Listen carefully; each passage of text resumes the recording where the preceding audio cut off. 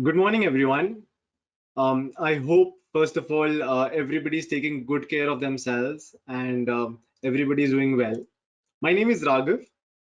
I work at VWO as a product marketing manager, and I will be your moderator for this event. Before we take off, I'd like to take a moment to introduce you to our guests, Julia and Asta. Julia is an email marketing manager at MailJet by Cinch. She has been involved in email marketing activities for the last 5 years and has achieved phenomenal results for the companies she has worked with. In her campaigns, she focuses on brand voice and also on automation ideas that improve efficiency. Julia, welcome to this session and thank you for taking the time to enlighten us on email marketing concepts. Um, we also have Astha Agarwal with us, who is an optimization consultant at VWO. And one thing that I would want to tell everybody about is Astha is our in-house expert on all the things in CRO. In her career span, she has worked with clients with a wide range of industries like e-commerce, SaaS, and banking. She's popular among her clients for her ability to analyze the nuances of visitor behavior and implement data-backed, growth-oriented strategies. I extend a warm welcome to you, Asta, and would like to thank you for joining us in the sure to be enriching session. Most importantly, a very warm welcome, everyone. I want to welcome the entire audience today. Thank you for joining in, and I hope you enjoy this webinar and you get the exact knowledge that you have your expectations around. More importantly, if you like to ask any question at any point of this webinar, please feel free to nudge us in the chat box and put that down as a comment. I assure you that towards the end of this webinar, we will pick important and discussable questions. And I'll also ensure that our guests, Asta and Julia, will offer their responses to the same. With this particular note, if there are any concerns, I would like to have that over the chat box. But on the most important aspect, if there is any audio issue, I would want everybody to just spam at the very moment so that I can get that fixed at the very moment again. With this, I'd like to invite Julia to present, please. Okay, can everyone hear me and see my screen? I'm still laughing that you said, everyone, if you can just spam at that moment that we're having audio issues, because how more of a pun is that?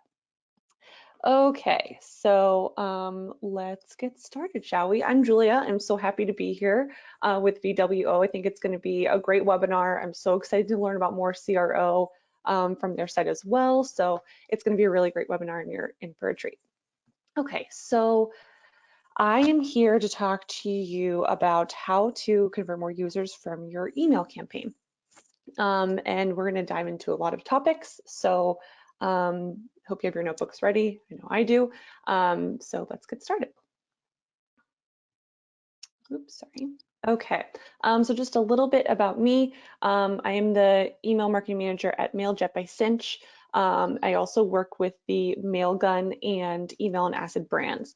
I've been in email for over 5 years, and it's been a really great 5 years of learning execution and campaign management and email writing. And I really enjoy email writing with attention to brand voice, like Raghav said.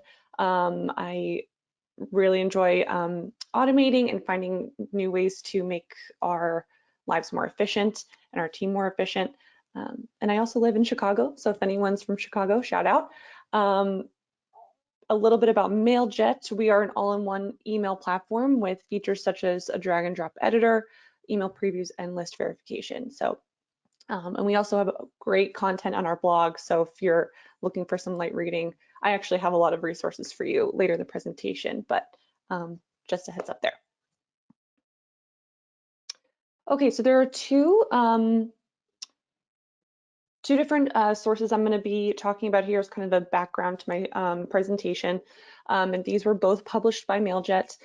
We did an email engagement survey, which we asked 2,000 respondents to tell us how they interact with their personal inboxes. So not from a company standpoint, but how I would interact with my Gmail or for other companies' emails, just to kind of get a greater perspective of how to interact with them and help other brands build meaningful connections. The responses were really enlightening, and I have that link later for you to download the full report. It's very interesting. And then we also have Inbox Insights, and this is from the brand perspective, and it's asking brands what it takes to be, or how successful they deem their email strategy to be. And again, it was very interesting just to see how what trends they think are coming and are very important to them, what kind of components of email they want to focus on in 2022. So it's a great resource. Okay, so some things we're going to go over: how to prep your campaign, how to cater to your audience, and that'll include a lot of, I talk a lot about personalization in here, so we'll get into that. Loving your content and loving your design, how to give people what they want, calculating ROI, because here we are, and then some final thoughts and resources like I mentioned. I'm just going to check the chat to make sure we can all hear me. Okay, nothing there, sounds good. Okay, so the first is prepping your campaign. So the first things first, you want to make sure you have a goal, right? You want to brainstorm about this idea before your campaign, so with the intention of what you want, rather than looking at the analytics after the campaign and seeing like, okay, what can I get from this? What are your important KPIs? Are you trying to get your audiences re-engaged? Are you trying to increase webinar registrants? What are you looking to get out of this? So if it's educational or relationship building, cross-sell, upsell, something like that, there's, I mean, multifaceted, you know what I mean? And don't be fooled by the educational or relationship building content, because you're creating a relationship with your audience. Keeping those existing customers coming back for more is cheaper overall than trying to gain a new customer. They need to know who you are and what you're talking about. And what you're about. So if they were in a pinch, they come to you for a solution. They know that they can go to you and you will have the good content. You will have that product that can solve their problem. So there's lots of different things you can do. Oh, my mouse keeps, okay. The second thing, when you're before you're starting a campaign, is monitoring your deliverability. I mean, deliverability is basically email currency, right? If your reputation and domain do not seem trustworthy, it will be reflected in your results. So positive impacts, positive impacts are SPF, DCOM, and DMARC. I can go into those a little bit more just as a quick rundown. So SPF, and I'm reading a note about this so I do not misquote what we're talking about, because all these acronyms get a little confusing. So this allows the domain owner to look after their own reputation and deciding who has the right, by deciding who has the right to send emails on their behalf. DCOM is a standard used by ISPs to verify that no phishing acts have been committed during the email routine. And then DMARC is an additional protection measure against domain theft. It's basically if SPF and DCOM fail, DMARC is there to help you out. A double opt-in subscription method, I'm skipping engagement for now. Double opt-in subscription method is just, I think, the smartest thing you can do, because you can have the email verification up front when they are adding in their email to your or to a subscription or to your site for 20% off.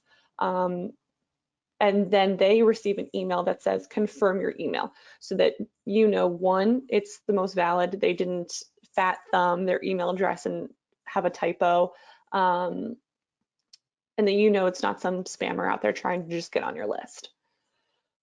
And it also increases your engagement. When they're actually verifying their email, they're committing again to say that they want your content, they want your emails. And so that engagement has a positive impact, because you want only people who are going to be active for your emails, are going to actually be interested and open them every time. Regular list maintenance. So our VP of deliverability, she actually had a webinar yesterday and I was listening all about this. She recommends doing this once a month. That means removing any spam traps or invalid emails, any old emails that the inbox is full and can no longer be delivered to. If someone left their company, that's an old inbox, you know, they're gonna end up being inactive on your list. And so that kind of drives down your engagement and flags to DKIM and SPF that, you know, something isn't right here. Segmentation, you want to segment to your most engaged, but then make sure your messages are going to the right people at the right time. And again, this will go into personalization later in the presentation. So we'll see how exactly to segment and who to segment so that we can further dive into that. Negative impacts, again, your list quality and engagement. If it's not everyone who is engaged, who isn't actually an active participant on your list, if you have someone who is accidentally a spam trap or an invalid email address, it's going to drive down your reputation.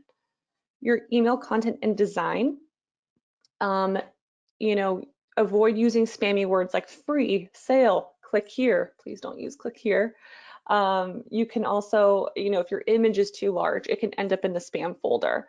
So you want to monitor your send volume, so you're not spending, and you also want to monitor your spend volume, so you're not sending a huge amount of emails at one time. You know, you could send like 10,000, wait 3 weeks, send another 10,000. That's not a very good idea. So watch those sticky sending. Okay, move forward. As I mentioned, Inbox Insights, I'm using this as a resource. So respondents ranked the critical elements to increasing engagement, and the top 3 were content quality, personalization, and responsive design. This was a select all that apply, so that's why the percentages are a little bit ranked, but so we're gonna dive into those deeper. Cater to your audience. Oops, sorry. So in our email engagement survey, 89% of respondents said that a subject line is personalized to, or that is personalized to their interests is more important to them than a discount code. So to me, that says a promo code's important, but I'd rather have the idea that you know what you're paying attention to what I want, so that you're giving me more catered content, so that I can trust you more, and that, you know, you're impressing me with it, what you know about me. So, you know, it's kind of nice. Including a promo code with that, I'm sure would not hurt. Okay, so with personalization comes a few different ideas here. So you can do the basics like personas, interests, geographic areas, or you can do something like the stage in the process. If they're new or brand new customers, they're going to need different messaging than the existing active versus the inactive. So new customers, what do they need to start your product or service? What do they need after they buy something from you? Existing customers, you're just maintaining that relationship and nurturing them, and this is a great opportunity for cross-sell and upsell. Whereas inactive, how can you bring them back? How can you establish that you have value, and that they've come to you before? How can you get them to come to you again? This all leads to, again, segmentation to boost your engagement. And you can also segment based on customer and behavioral data. So did they visit a web page? Think of like an abandoned cart email, or you know, recent purchases. Did they just buy something from you? And you know, you can follow up with like a review request, or did they use something from your product? So we have like email verifications. How many email verifications did they use last month? Can I upsell them something? Oops, I keep clicking the wrong screen for some reason. This is an example of how I've done it. So we sent out a holiday toolkit email, and based on the plan, based on our MailJet plans, you have different features available. So the first example on the left is the premium plan. They have 1,000 verifications at their disposal, whereas on the left, the essential plan does not have any included, but it is available to them. So we left that as more educational, whereas we personalized in the premium email, again on the left, something that they could, exactly what they could do with it, how many they have at their disposal to log in and actually take advantage of that. Okay, loving your content. So position your content in a way that they're going to know exactly what they're getting out of it. Don't bury the lead. How does it solve the problem that they may be, or how does it solve a problem they may be experiencing so that they know that they can rely on you? And why are they going to benefit from it? We love our own content, but we created it, so of course we love it. But like, how is it going to help your audiences? You know, like, how is it being shown in the email to know them, like they can get exactly what they want of it? So I have a few examples from really good emails. Grammarly has this is a great example of a win-back campaign. They called out that they were into writing things. Here's what, and they've loved Grammarly before. They disappeared. Start again. You know, like, it's easy, it's simple, go. Judy. I did not know what Judy was. You know, obviously an email subscriber would, but I didn't know what Judy was before I saw this email. But then everything is right there above the fold for me to see. So a well-stocked emergency survival kit. There's a testimonial from a well-renowned writer from Rolling Stone magazine. Crazy. And then it gives you another example of how it can be used. Brilliant. And I think it's all in the forefront for you to have. And then the Casper example is a great abandoned cart. So you know exactly what you're missing out on. And then they give a testimonial of how helpful Casper has been to them. So I think it's all at the forefront. They're not explaining too much. They're giving it to you and going. Loving your design. So sometimes it is about looks. Our lead, our senior email developer, Megan Bishausen, gave a great speech a couple weeks ago on Spam about accessibility, and this is just huge. One of the biggest takeaways I had was it doesn't matter what segment of your audience needs the accessible version, because everything should be inclusive and everything should be accessible. So code your emails for the screen readers that are helping people with these sensitivities. Make sure you're using alt text in case they can't see the image, but the alt text helps the screen reader tell them exactly what it is and be descriptive. Text size and imagery, watch your GIF usage, you know, make sure it's not too flashy, make sure it's not, you know, the color combinations aren't, you know, hindering someone with those kind of sensitivities. Email rendering, you want to make sure your email's rendering correctly across all the platforms and devices possible. You put so much time and effort into your emails, you don't want to end up with, you know, an image that's over to the left and not aligning with your CTA button. It's not great. It can kind of decrease the trust that your customers have with you. And then it also, I mean, if you're sending out an email, there are other options or tools available for you to do to make sure this happens. So utilize them, like Email and Acid, which is one of our brands. I won't lie. They're great. They can show you across 60 plus platforms and devices how exactly your email is going to look. So sometimes we see a problem with Outlook. Who doesn't? You know, and we can catch that before we send. And then dynamic content, which we're going to go into shortly, is a great way to personalize. It's kind of what I did in our holiday toolkit example, but it's just an excellent way to, you know, show another dedication to your audiences. Okay, so the top 3 ways to use dynamic content are through images and visuals, text in the email body, and then text in the subject lines. I'm sure we've all seen text in the subject lines. Sometimes your data isn't that great. You know, people put in Julia in all caps. So if your subject line is all sentence case and then my name is in all caps, it's not my favorite. I get it all the time. it's a good effort, but you know, it kind of falls short. So here are some examples of how to do that in your body. So the United by Blue, this is an email that automatically updates depending on the tracking. So, and then the shipping confirmation. So right here, it's in transit, but this will change once it's delivered, or originally when it was shipped, which I think is really clever. The Loom email is a very cool example of how to personalize their data from like a year in review. I love it. How many videos they recorded, videos they watched. You can do like how many products you use, or I would do how many verifications they used. It's awesome. And then the Made in Cookware, this email was all about personalized cookware. Like you can add your name to it, and they showed that right in the email. And Smiles Davis is the name that Really Good Emails uses, just as a placeholder. So I think it's really cool that they put that in their email of how it would look. Okay, so giving people what they want. Sorry, I didn't mean to go past that slide so quickly. 78.5% of respondents in the email engagement survey said they want to hear from their brands at least once a week, while 51% said they want to hear from them more than once a week.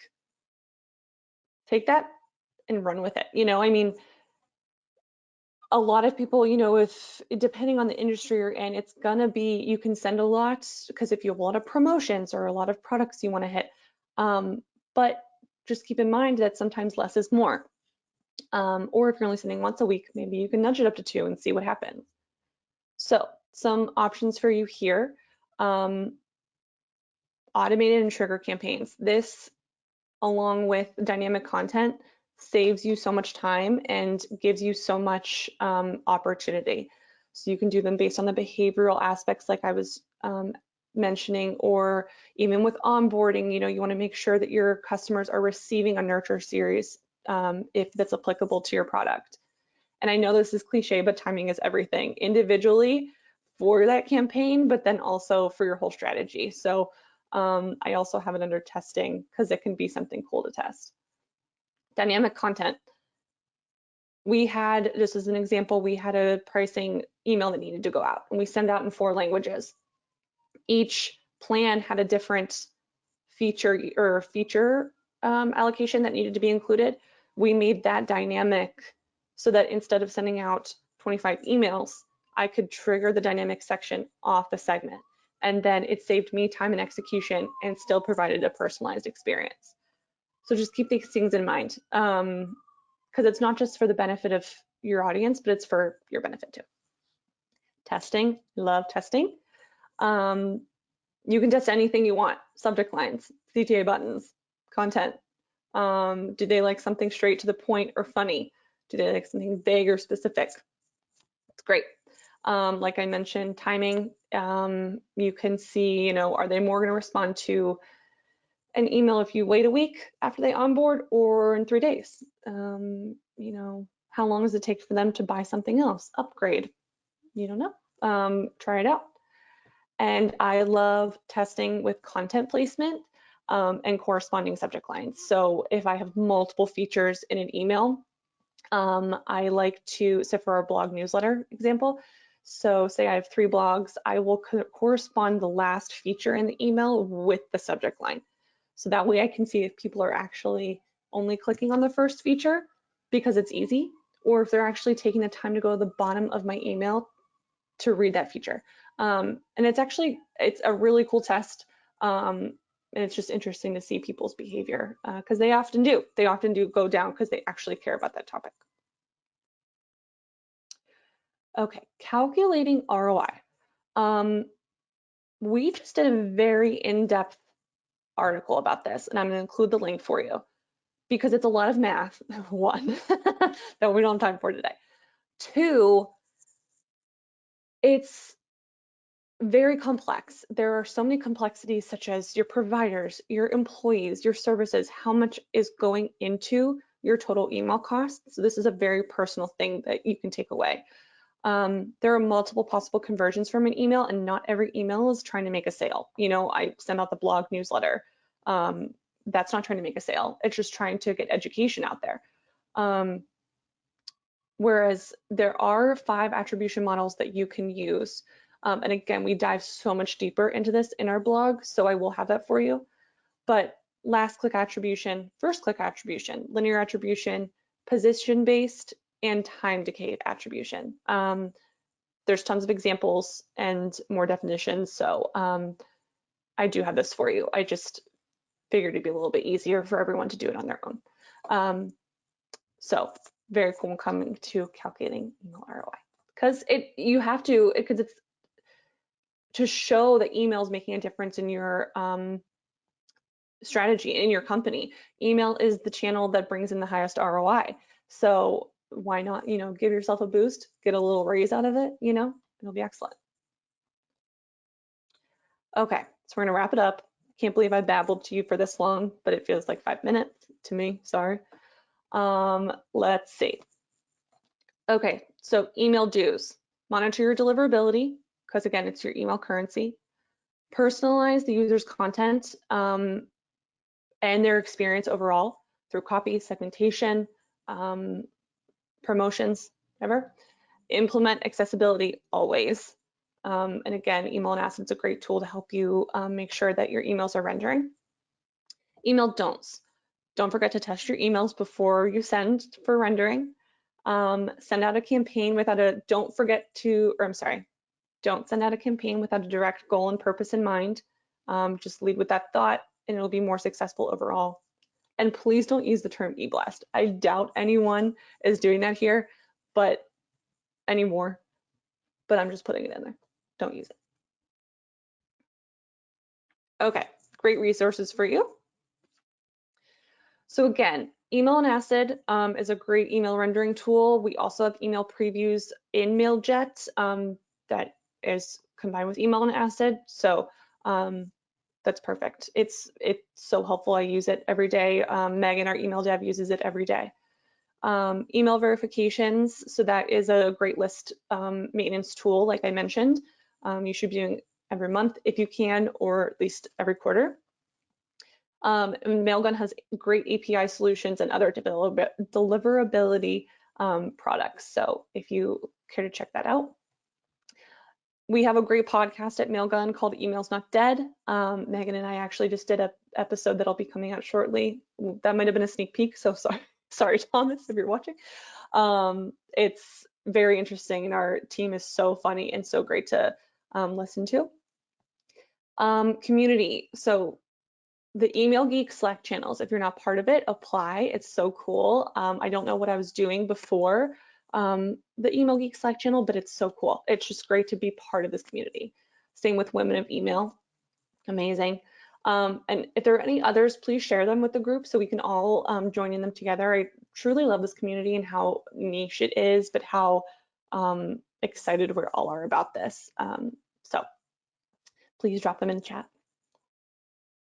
Okay, like I promised, some light reading. So the the inbox insights and the email engagement survey that we put in there that I use as background. I gave you links for both of those, and either me or Raghav can put them in the chat as well, so you have the direct links. And just some other newsletter ideas, email previews, the calculating email ROI that I mentioned. Email marketing audits if you're in a spring cleaning mood, and then the marketing calendar for 2022, dates you shouldn't miss. So lots of good things. And this is my contact information. Please stay in touch. My email, LinkedIn, Slack, I can be found on the Email Geeks. My bio is I email about email, so that's how you can find me. Twitter, I don't have one. I'm gonna get one today because it's just time. And then I work on the MailJet, Email and Acid, and Mailgun newsletters. So if you subscribe to those, you'll hear from me a lot. Okay, this has been wonderful. I know I've talked really fast, so please put all your questions in the chat so we can get to them. And I'm gonna turn it over to Asta. I'm so excited. This has been really resourceful for everyone, I believe. As there is a famous quote, great power comes with great responsibilities. I would like to tweak it a little bit. Personalization comes with great responsibilities for sure. Taking major learnings from your presentation. Everyone who has been bit attentive or majorly attentive, I assure you there is a value bomb that Asta is going to drop regarding the landing pages that get involved within the email marketing process. So, Asta, without further ado, over to you. Perfect. I think first of all, Julia, I think that was a great presentation, a lot to learn today. And just moving on from where Julia left, I'll be talking more about that when a person ends up coming on a website via interacting, uh, after interacting with that email, how do we make sure that person converts on the website as well, right? So I'll just be talking about what we can do on that landing page. So in order to ensure that the beyond click experience is optimized. But before I do that, just a quick introduction about myself. I've been working with the VW services, and I basically help online businesses curate a growth oriented strategy, which basically help them to improve the KPIs that matter to them. Right. So everything about landing page optimization, testing different campaign ideas, looking at what the problem areas are, things of that sort is something that I have been doing and something I love doing. And just as a fun fact, I am from this beautiful country called India. India, and on that note, just I think diving deep into what we all are here for, I'll be talking about, I think, three major things today. One would be I'll start with what is that one big thing that email marketers are missing today? If not all, at least 90% of the email marketers are missing today. Why is it important? Like, what is the difference it's making out there?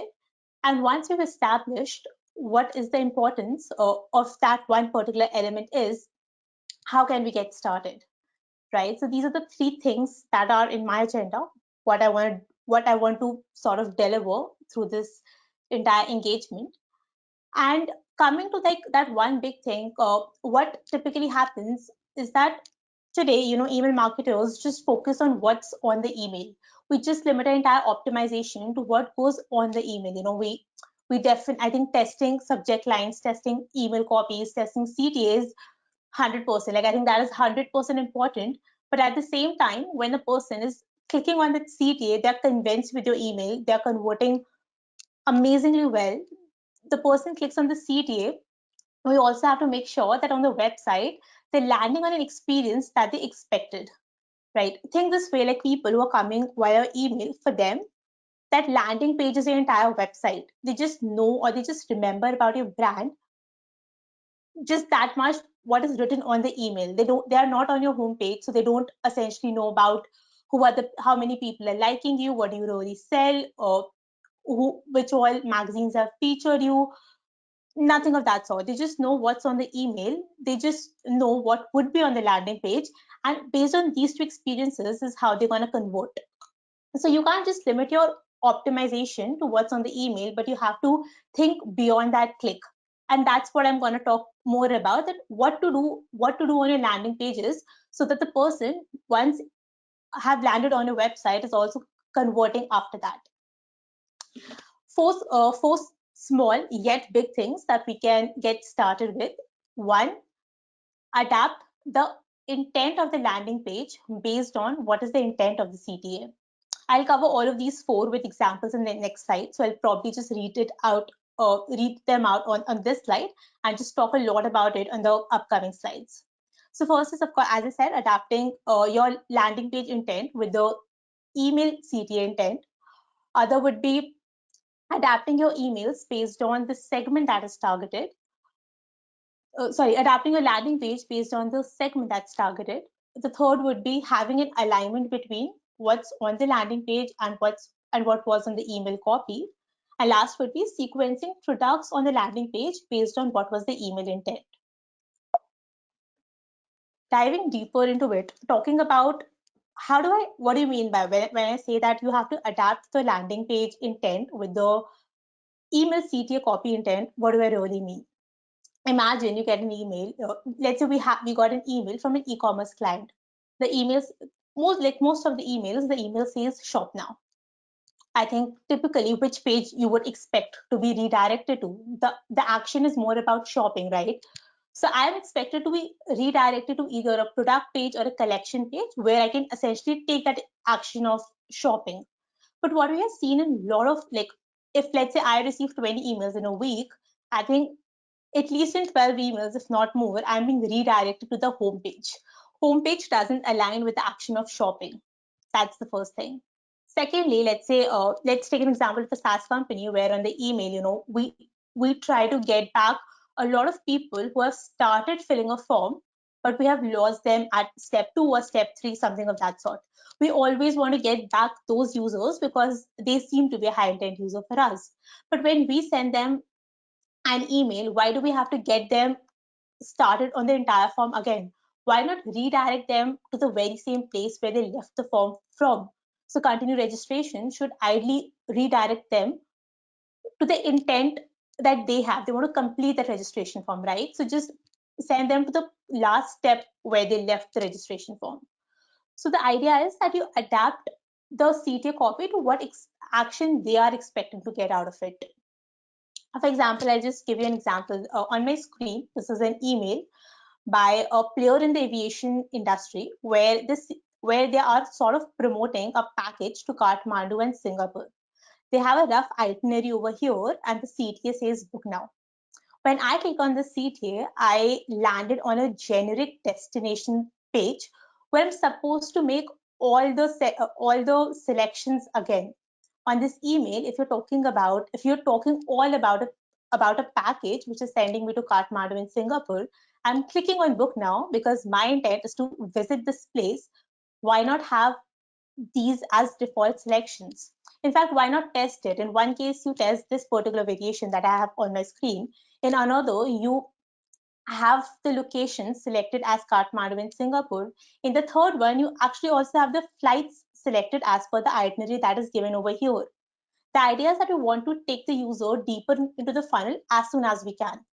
So what we have over here is kind of a wrong experience. We could have tested it, we could have made it much better than what it currently is. However, talking about what would have been a right experience, this is again one of the players in the analytics industry, where it's talking about the intent of this email seems to be to get more signups, to get more registrations. So when I look in this email, the CTA says sign up. I click on it, I get to the get started, the registration page or the get started page. A very right experience, something that would be recommended. But what would have been better is something of this sort. Remember, I told you that for an audience that's coming via email, for them, landing page is the entire website. So when they're landing on a page like this, they don't really have that social proof. They don't have that trust factor. They might have second thoughts and they might abandon the website altogether. So no matter how much optimization you have done on this email, what all CTAs you have used, you've got the click from the user, yet you lost them because they don't have any context. They don't know who you work with. So having something of this sort, which talks about, some big brands in the market, which talks about some numbers, which talks about certain deliverables, things of that sort, increases your chance of conversion. It increases the probability that the person gonna actually will get started with you. So this is what is a recommended experience altogether. The second one is one of my favorites. I think adapting the landing page based on the segment that's targeted. I think Julia talked a lot about segmentation, talked a lot about personalization, of course, sending emails and adapting the copy of emails as for the segment that's targeted is a well-known strategy altogether. But think it this way, let's say that I have sent an email, a specific, very well curated, very personalized email to people who have purchased from me in the past. Now, these people who have purchased from me in the past, I send them to, let's say, a collection page, right? Now, I don't want all the person who have purchased from me in the past to see a same collection page. Why not adapt the landing page? Why not show people who have bought in the past, let's say people who have bought handbags from me in the past? Why not show different handbags in the top row versus people who have, let's say, purchased suitcase from us? Why not show them suitcase in the first row altogether? So again, on the landing page also, what you're showing should be adapted based on what segment you are targeted altogether. Right now, segmentation can be based on a lot of factors. It can be based on what is the awareness level of the brand? Like whether that email has been sent to a subscriber, a person who has subscribed to your newsletter but never purchased from you, whether he or she is the person who's receiving your email and landing on that landing page, or is it a customer who's landing on that landing page? So that's one of the ways you can segment. Other could be what's the purchase history, what essentially they have bought in the past. And the last could be how much they are readily spending on the brand. Are the average order value higher? Are they more inclined to offers? In case they're inclined to offers, you probably want to send them on a landing page which is very offer oriented, while people who are readily okay like to spend on your brand, why to give them offers? Why not increase your LTVs, right? So all of these kind of landing page testing you can do. And again, to give you a perspective about how to do that, again, like we use VW as our A/B testing software, where let's say that, in the settings, what we have done, we have sent an email. Let's say the UTM source of that email is email one. We do the setting where we say that all the people who are coming via UTM source is equal to email one.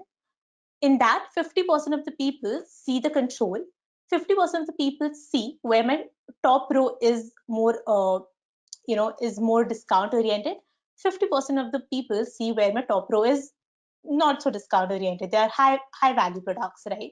So all of this is very much possible via the tool altogether. But just want to give you an idea about why we should do it, and I hope you're understanding like this is going to increase your personalization altogether, right? And I think one more something that I'm also seeing emerging a lot in the industry, specifically in the e-commerce space, is subscriptions. A lot of businesses are introducing subscriptions a lot. So again, if you're able to identify those people who are repeat buyers, who are customers, who have made more than 2 purchases, why not send them to a page which is heavy on subscriptions, and not send them to the page which only have one-time product purchase options. In fact, redirect the subscribers to those pages where you can just make a one-time purchase altogether. So like these are just few examples of how you can leverage segmentation altogether. Again, this is something that I landed on in my inbox, Canva, where they very smartly what they did, people who are not using Canva for a very long time, people like me, or people who are new to the entire software, they have a CTA which says start designing. When I click on it, I land on this experience where this pop-up talks about learn to design with Canva. However, people who are using Canva a lot, for them it says design faster. It tells them to upgrade. When I click on it, I land on an experience which talks all about Canva getting more affordable, what all they can get when they upgrade, things of that sort. So I think that's what is a smart strategy, knowing who your audience is and adapting the landing page based on the segment that's targeted. Another right experience by another brand in the e-commerce industry, where people who were your low AOV buyers and your offer seekers. I'm not sure whether you can like look in the screenshot or not, but I can assure you that the products that we have on the top, these are like the cheapest on the website. So for them, we have that on the top row, while people who are high AOV buyers based on the purchase history, for them the top row talks more about what are the high value products, right? Again, one pro tip, this is more around emails, is again, people who are your subscribers, who are your low value buyers, people who are not very much open to spending more on the website, uh, talk more about collections with them. Show them options, show them the range you have more collection oriented tiles on your emails. Talk about, have a budget oriented messaging on the emails. While people who are repeat purchasers based on what they have bought in the past, use product tiles on the email, so that when someone click on it, they're being redirected to the product, as compared to people who are not so aware about the brand, they are being redirected to your collection page. This is something we have tested. This is something that works really well. So again, something that I added over here so that you can drive more value out of it. The third would be aligning landing page copy with email copy, which is all about keeping that coherence between what was on the email versus what's on the landing page. Even making sure of things such as, the language that's used, the tone that's used, the fonts, the visuals, everything is very well aligned between email and a landing page. In a typical scenario, what happens? The person who's taking care of your email marketing is not the person who takes care of the website and the landing page creation, because of which there's usually a mismatch between what's on the email and what's on the website. So I think it's very important, it's sort of on the email marketer to make sure that the traffic that's being redirected from email to the landing pages, there's a mismatch, there's no mismatch in the expectations.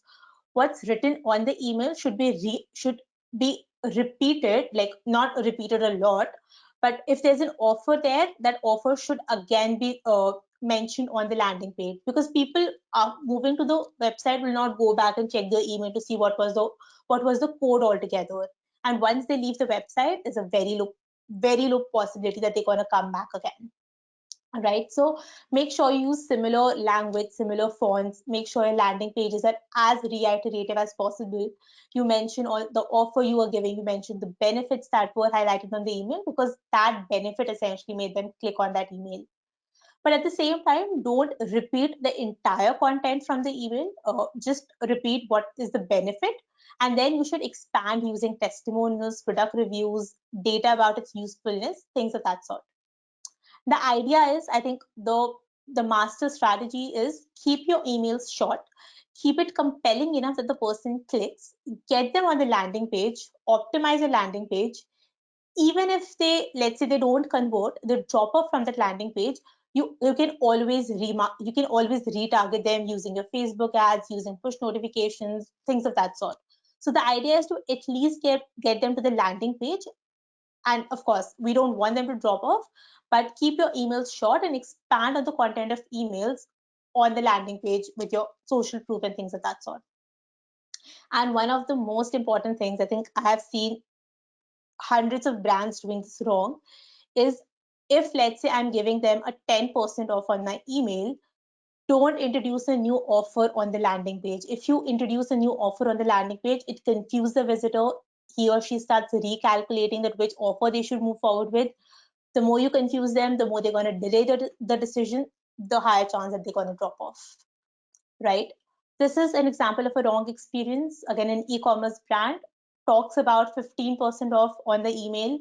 I land on the website, it talks about some 10% off. This is because they have used a generic collection page, or this is a collection page that you can fetch when you're on the website. This landing page is not curated for emails, because that has been used. Two different offers have been given here, which just confuses the user altogether. He or she might feel that he was promised a 10%, they're coming on the website, they're getting a 10%, it was a clickbait, higher chances of they dropping off. So a big no is what I have on my screen. While the right experience would be, again, this is an email from an e-commerce brand. You have two offers mentioned over here. Those mentions are reiterated on the top banner. I'm not sure how much visible it is to you, but over here we have those offers that are mentioned here. We have a timer, which is a classic strategy, something we again recommend testing on your landing pages.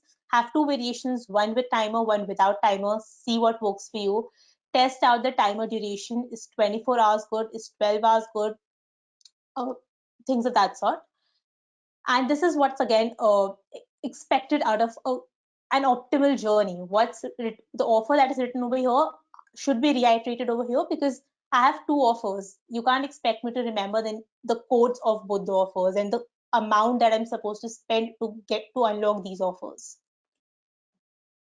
The last, again, very important specifically at the time of Black Friday and Cyber Mondays and your major sale periods, are sequencing product based on the mail intent.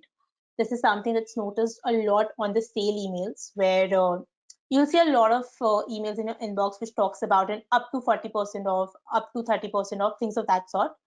Again, as I've been saying, the people who schedule emails tend to be different than the person who handles website, the person who essentially puts a sale on the website. And what really happens is an email which promotes an up to 40% off. I land on the landing page and I can't spot a single product which has a 40% off, because that product is maybe somewhere down the page, down the folder altogether. So sequencing of product on the page becomes really, really important. Again, one point reiterating it, based on the segment that's targeted, sequence the product based on price. For high value prospects, sort the landing page using price high to low and place bundles on the top. I think bundle strategy is something that's emerging in the market. Use that, leverage that to your benefit.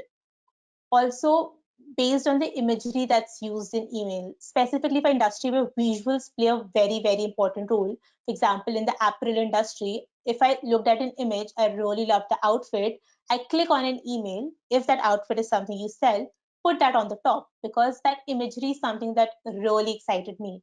And if I see that in the first row altogether, I'm more inclined towards making that purchase. So based on the imagery that's used in the email, prefer putting those same products on the top row. And specifically, like again, going from a SaaS business perspective, when you have an email that's more focused on making a sale, place pricing on the top, because that matters more to the people who have a high intent. If you're talking about upgrades by a current customer base, like if you want someone to upgrade, in the landing page, only and only talk about the next best plan. Don't talk about the plan that are smaller than that. Don't talk about the plan they currently are on. Just focus on the next best plan in order to get that upgrade altogether. While for new subscribers or people who do not know the brand well, place features on the top followed by pricing, because they want more information. They probably are in the research mode, and then they're gonna take and then they would want to know about the pricing altogether. Sometimes pricing scares people and pushes them away. So for new subscribers, don't put pricing on the first fold. Make it accessible, don't make it on the first fold. That's the idea. One of the wrong experiences over here, I read save up to 50% off. This is being highlighted. I think this is supposed to catch my attention the way it is being designed. I see save up to 50% off. I click on shop now. Over here, it's bolded and it says save up to 40% off and select matrices. In a very tiny font, it's written and up to 50% off on bedding and more with an asterisk. Clear example of clickbait, clear example of what pisses off a user or a visitor of today. And very interestingly, the products that I have over here, it is a 35% off. So 3 percentages in one experience. I don't know whether it was like 50% off was a legit discount, or it was something that was supposed to trick me. So again, not an ideal experience, not something that's recommended. A right experience is what is something I have on my screen. It talks about up to 40% off. I click on shop sale. It's reiterative. You can also see an alignment between the design. So to the third point, it's actually confining the third point where we're aligning the text, the visual, the feel of the email and the landing page. I have it reiterated over here. I have a timer over here. The first actually this and this product are all at these 3 products are all at 40% off. So that is something that's again recommended. What you're telling them on the email is something they should see on the landing page as well. And I think talking for so long about what are the best practices, trying to make it more interesting with the examples that are being shared. Just quick tips, quick things to remember. One biggest thing, most emails nowadays are being opened on mobile devices. So whenever you work on a landing page optimization, always focus on keeping it more mobile focused. Second, if you're talking about if your email is more discount oriented, more coupon code oriented, always apply that coupon code that's offered at the checkout by default. As I said, nobody wants to go back to the email to see what that email code is. And if they forget about it, they just abandon the website. Avoid any clickbait call to actions. It violates that principle of alignment between email and landing page. So you with clickbait call to actions, yes, you're able to get traffic on the email, but on the website, but a very low quality traffic will hardly gonna convert anytime. Uh, Fourth would be test different landing pages. So even though we have cracked that send a we want to send, let's say, a repeat buyer to a subscription oriented page, we know the category of page and it's going to be subscription. What the content going to be, what are we highlighting a testimonial on that page? Are we highlighting the benefits on that page? Are we highlighting how to avail for subscription on that page? What are we really highlighting? So trying different copies, trying different content, trying a different, color scheme, things of that sort. So test different things on a landing page, even when you know that which category you want to redirect them to. Uh, the fifth point would be, in case you have any top or side navigation bars, again, if that's a possibility, try to hide them, because we don't want people to come on the landing page and go back to the home page, which is more up the funnel. We want them to stay very focused from an email that came with an intent. We want them to complete that intent. That's it. So we don't want them to get lost on the website. So if possible, try any top and side navigation bars. And on that landing page altogether, just focus on that one very important call to action. Specifically, what is your desired action? What desired action out of that visitor that you've been able to get on the landing page? I think these were like some top things to remember, some tactics that you should get started with in order to make sure that the person who has come on your website from that email converts for sure. And with this, very open to questions.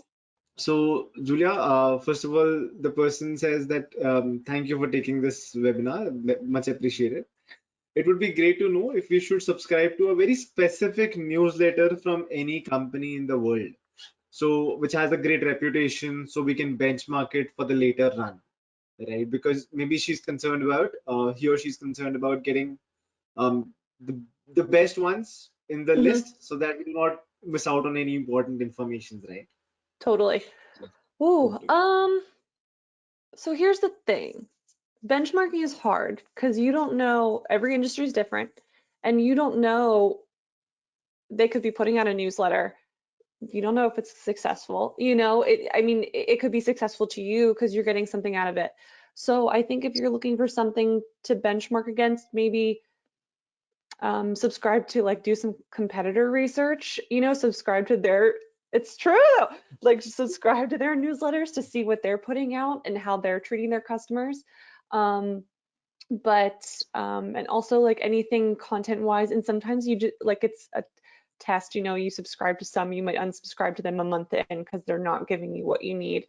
A good example, really good emails, reallygoodemails.com. They have great examples of good emails. So if you need to see kind of what's out there without subscribing to things, I think that's a great resource too.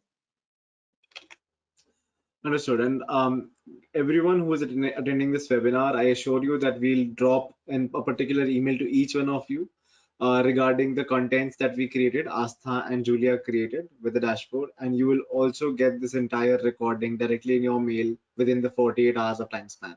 So if you think you have been a bit less attentive, that's the time you can get the entire information. Just stay tuned to the email.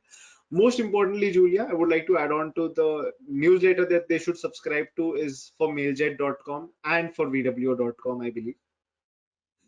So this is the Yes, those two newsletter are they should good. definitely subscribe to. Asma, we have one slight question for you. Sure. Just let me just pull that one. So the question says, how much important personalization is when we consider designing a landing page for an email newsletter? 100%. Like, short answer, it's 101% important. I think one of the slides that Julia also talked about was that about 89% people prefer catered content or catered subject lines over a discount code, things of that sort. So I think 110%, it's very, very important. And if you talk about how you can go ahead with personalization, I think a lot of, first, just define the parameters that you want to personalize the experience on. Is it whether demographics? Is it about the age, the gender, the country they are in? I think Slack does that. Slack uses your IP address to detect which country you're from, and it says that it's a best plan for India, best plan for teams in US. I think that's one thing that they do on demographics. You can do it based on your visitor attributes, whether they're a new visitor, they're a returning visitor, they're a customer, they're a subscriber. As I said, to a customer, you want to show things that have passed in the they have the things that they've purchased in the past. So you want to show those kind of things. You want to show things from the same category to them. There are endless possibilities. You can probably even personalize based on the time of the day they're coming on the website. You see that on a lot of apps. Good morning, good evening, things of that sort. So 100% important. I think just seeing that the website knows me, have a more of a human connect than knowing that I'm just connecting over a machine or something of that sort. So go for it, go for personalization. I think that's the new thing to be. I think these were the only two questions that we had, and thank you for the audience. Thank you, Julia, and thank you, Asta, for being a wonderful guest. I think you dropped a value bomb, and you might be getting a lot of questions at your email asking for suggestions and feedbacks on how to optimize email campaigns and landing pages, respectively. Thank you so much, everyone. This is your host, Raghav, signing off. Looking forward to see you in the next webinar. Bye-bye. Thank you.